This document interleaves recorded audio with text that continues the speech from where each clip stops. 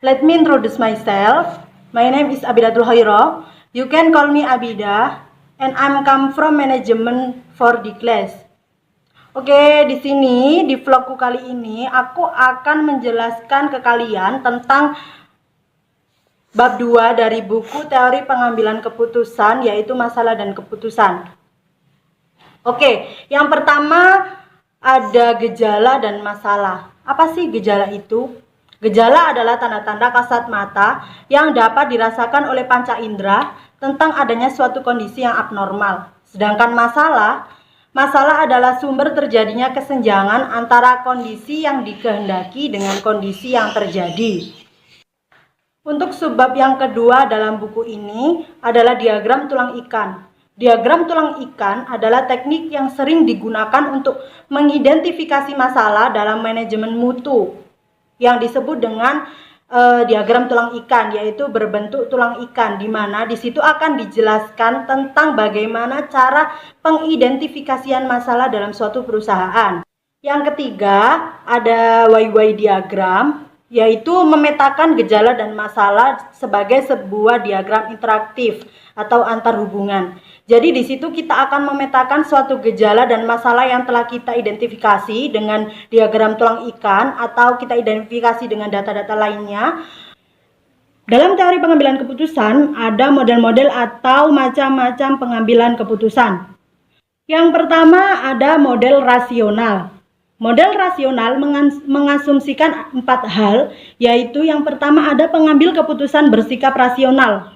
Maksudnya bersikap rasional adalah hal yang bisa dilakukan dengan hal yang ada. Maksudnya berdasarkan keyakinan seseorang untuk bertindak.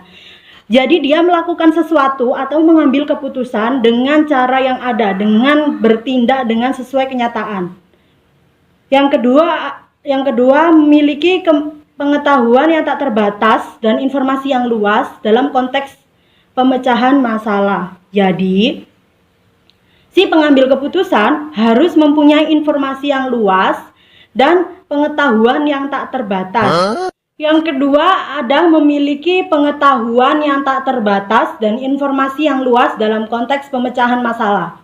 Maksudnya adalah, si pengambil keputusan harus mempunyai pengetahuan yang tak terbatas dan informasi yang sangat luas untuk memecahkan suatu masalah.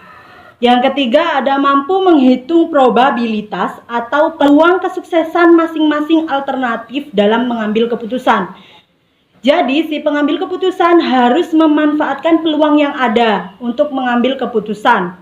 Yang keempat ada memiliki sistem preferensi atau konsep yang konsisten dalam memilih alternatif terbaik untuk mengambil keputusan. Yang kedua ada model rasionalitas terbatas. Pengambil keputusan mengambil alternatif paling memuaskan yang pertama kali terlintas dalam pikirannya. Maksudnya adalah si pengambil keputusan akan mengambil keputusan ketika dia menggunakan logikanya. Jadi dalam pikirannya yang terlintas pertama kali itu adalah jawaban alternatif untuk mengambil keputusan. Keputusan ini tidak memperdulikan kenyataan bahwa pemahaman pada realitas adalah ada model kaleng sampah, yaitu model pengambil keputusan meminta bantuan kepada guru spiritualnya. Jadi kita minta bantuan kepada penasihat gitu misalnya. Lalu yang selanjutnya ada model transcendent. Apa itu model transcendent? Gini guys, jadi ketika kalian mengambil keputusan, kalian itu menyerahkan semua keputusan pada Allah Subhanahu wa Ta'ala. Jadi kita lebih berserah diri, tawakal, seperti itu. Untuk yang terakhir di model-model pengambilan keputusan ini ada model intuitif. Apa sih model intuitif itu? Model intuitif jawaban yang tiba-tiba datang dari hati, pemahaman, atau pemikiran. Untuk selanjutnya ada superego. Menurut saya superego adalah lebih mementingkan kepentingan pribadi daripada kepentingan orang lain. Aspek kepribadian yang menampung semua standar moral dan cita-cita yang diperoleh dari orang lain, orang tua, sahabat, kerabat, yang kita rasa benar atau salah keadaannya. Ini adalah 3 barang kesayangan aku membeli mereka. boneka dengan hasil tabungan aku sendiri. Aku memilih boneka yang akan aku kasihkan ke sahabat aku karena menurut aku dia sangat spesial. Aku beri sesuatu juga yang sangat berharga di hidup aku. Dan boneka ini akan aku berikan untuk Novo. Terima kasih semuanya yang udah nonton vlog aku. Tunggu video-video aku selanjutnya ya guys. Jangan lupa like, comment, and subscribe. See you.